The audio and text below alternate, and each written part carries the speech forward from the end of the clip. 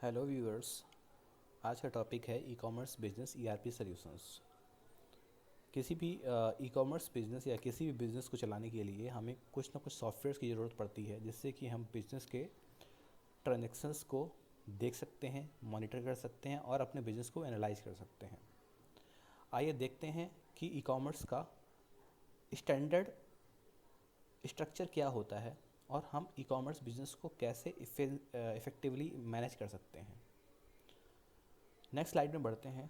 तो पहली स्लाइड है कि ई कॉमर्स का स्ट्रक्चर क्या होता है। ई कॉमर्स का स्ट्रक्चर में कुछ डिपार्टमेंट इन्वॉल्व होते हैं, जैसे कि purchase department, supply chain, CRM, IT, sales operations, warehouse, logistics, legal and finance department. ये डिपार्टमेंट होते हैं जो कि ई कॉमर्स बिजनेस को back end and front end से मैनेज करते हैं। ई कॉमर्स में दो तरीके के बिजनेस मॉडल वर्क करते हैं इंडिया में। पहला मार्केट प्लेस मॉडल है, दूसरा बल्क मॉडल है। मार्केट प्लेस मॉडल में दो मॉडल होते हैं, एक होता है जीआईटी, दूसरा होता है ड्रॉपशिप मॉडल। जो बल्क मॉडल है उसके अंदर दो मॉडल होते हैं, पहला होता है सेल्स और रिटर्न, दूसरा होता है आउटराइट बिजनेस होता है। जो आउटराइट सेल्स प्रोसेस है उसके अंदर हम पहले प्लानिंग चेक करते हैं, इन्वेंट्री ऑफर करते हैं अपने पार्टनर्स को, पार्टनर से परचेज ऑर्डर रिसीव होता है, हम इन्वेंट्री को असॉर्टमेंट में निकालते हैं, क्वालिटी चेक करते हैं, इनवाइस करते हैं और अपने पार्टनर को डिस्पैच कर देते हैं। उसके बाद पार्टनर के पास से हमारे पास रिप्लेनिशमेंट की रिक्वायरमेंट आती है और वो हम फुलफिल करते हैं। ये साइकिल चलता है आउटराइट मॉडल में। ड्रॉपशिप मॉडल जो होता है, ड्रॉपशिप मॉडल में हम हमारे पास जो वेयरहाउस में इन्वेंट्री होती है उसमें वेयरहाउस की इन्वेंट्री को रेस्पेक्टिव पैनल पे हम लॉगिन लाइव कर देते हैं। कस्टमर आता है, कस्टमर उस ऑर्डर उसके उसके ऊपर ऑर्डर प्लेस करता है। सीआरएम डिपार्टमेंट उस ऑर्डर को कंफर्म करता है, वेरीफाई करता है, चेक करता है। वेयरहाउस से लॉजिस्टिक्स से कंफर्मेशन हो जाता है।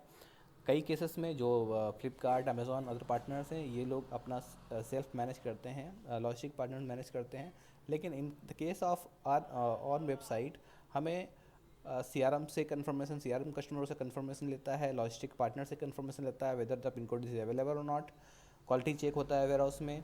उसके बाद इनवाइस करते हैं और डिस्पैच कर देते हैं। सीआरएम उसको जब डिलीवर होने तक फॉलोअप करता है एंड फाइनल डिलीवरी अटेम्प्ट होती है कस्टमर के पास से और उसका फीडबैक लिया जाता है सीआरएम के पास से ही।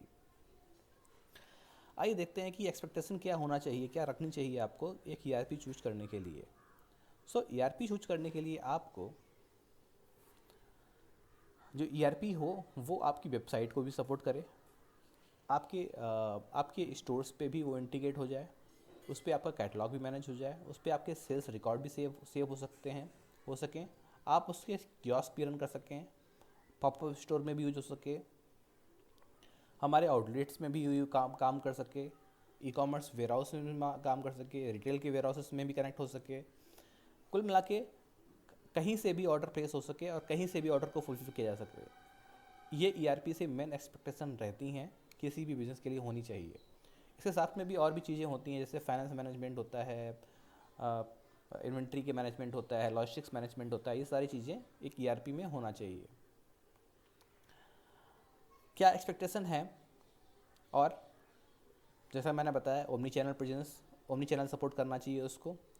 उसमें वेयरहाउस मैनेजमेंट की फैसिलिटी हो, जहाँ पे इन्वेंट्री मैनेज होती है, सप्लाई चेन मैनेजमेंट हो कि इन्वेंट्री कहाँ पे कम है कहाँ पे ज़्यादा है उसको मैनेज किया जा सके।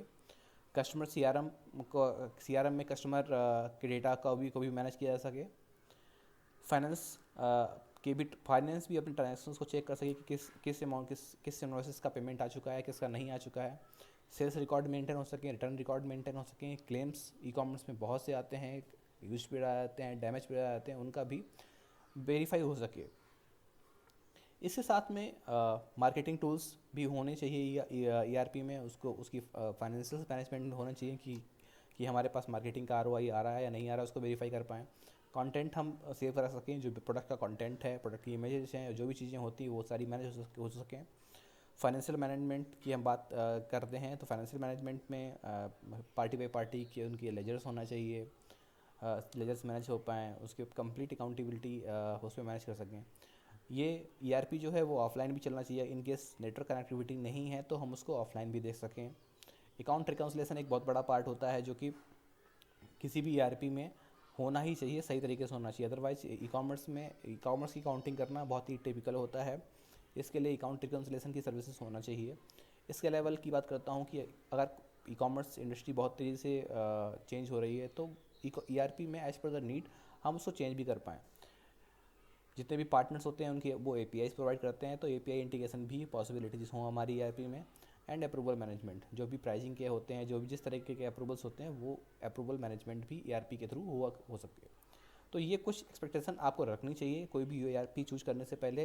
ये चेकलिस्ट हैं, आपके बहुत ही काम आने वाली हैं, आप इसको देखें और इसको यूटिलाइज़ करें। Thank you. कुछ और क्वेरी होती हैं तो ये मेरा नंबर है, इस नंबर पे आप बात कर सकते हैं, और कुछ और डिटेल में बात करनी है तो आप बात कर सकते हैं मेरे से। Thank you so much. Thank you for watching. Please subscribe.